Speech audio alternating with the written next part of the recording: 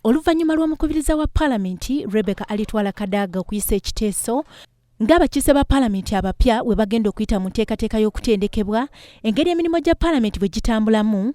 Olunaku lwa leero Baba TV eyogeddeko n'abamu ku bakiise ba Palamenti abapya ne basiima ekiteeso kino.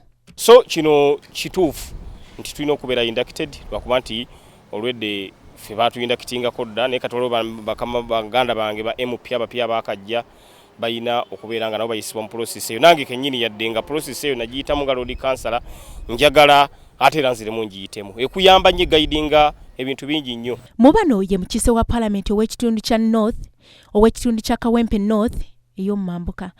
Mu bano mwe muli omukiise wa Palamenti omulonde ow'ekitundu kya Kawempe ey'omumambuka Muhammad Ssegirinya agamba nti ekiteeso eky'omukubiriza wa Palamenti Rebecca alitwala Kadaga kijjidde mu kiseera nga bangi ku bakiise ba Palamenti abapya tebalina kyamaanyi kye bamanyi mu nteekateeka ya Palamenti gyetambulamu. Somesa ebirala nga bikola ki byegattako okusobola okuyiga tekuggwaayo. Oyinza okujja mu induction n'ofiirwa n'ojja ng'oyambadde ka t-shirt Palamenti eyambala bwetyo mu Palamenti olina okubeera mu suuti. Mu mboozi y'akafubo ne Baba TV olwaleero Muhammad Ssegirinya agamba nti bangi ku bakiise ba Palamenti abanakiika mu Palamenti y'e11 basanye okuteeka emikono awamu okwaniriza ekiteeso kino. Kyokka ku nsonga y'ekiteeso eky'abakiise ba Palamenti ab'omulundi ogw'e10 ekyokwongezayo ebisanja okuva ku myaka 5 okutuuka ku 7. Kubanga abantu baffe abamu ne boolaba bamu abataakomyewo ngadde baza kisanja kisooka kitegeeza singa baali ba 7 abantu kati singa nakati bakyakaaba. N'olwekyo nze nsaba amaanyi tugateeke ku issues endala. Tulina ekitta abantu mu ggwanga Uganda, tulina abantu baffe abanyigirizibwa pandagaali agenda mu maaso drones zino za Palamenti olwayo yandibadde kati effolopa ya Palamenti eriko ebyo. Ono agamba nti bo ng'abakiise ba Palamenti okuva mu kibiina kya National Unity Platform ekigendererwa kyabwe ekikulu kya kutunuulira biteeso okusinga okwekkusa bokka.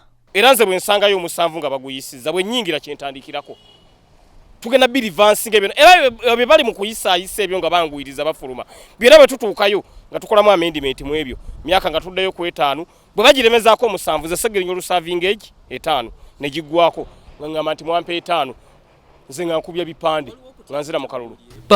Baba TV bwe mbuuzizza ku nsonga eryejje lya Uganda okuvayo ne yeetonda oluvannyuma lw'okuba bannamawulire Muhammad Ssegirinya agamba nti bannayuganda basanye otunuulira ensonga eno ng'enkulu era ng'ono asekeredde amagye olw'okuvaayo ne geetonda. Eggwanga Uganda ewa abamawulire ekitiibwa munnamawulire talina musango ye Ssegirinya yamuyita n'agamba nti kangende nkavalinga amawulire nawe bw'omuyita era agenda kati ye munnamawulire kimukubya kyekyaki n'okuba munno omuggo oyinza omukutula omusuwa n'afa. Esente ekisooka ddala bannamawulire basasula ssente ntini nnyo okwejjanjaba obwejjanjabi lutalo abaana baffe babalemazza abamawulire nga ne media houses ezimu tegera na mujjanjabisa agenda sigala waka nga apooca naye nga yadde akola mulimu gwe. Dennis Ibanda Mugulusi yakusakidde eggulire lino ku lwa Baba olw'eggulo.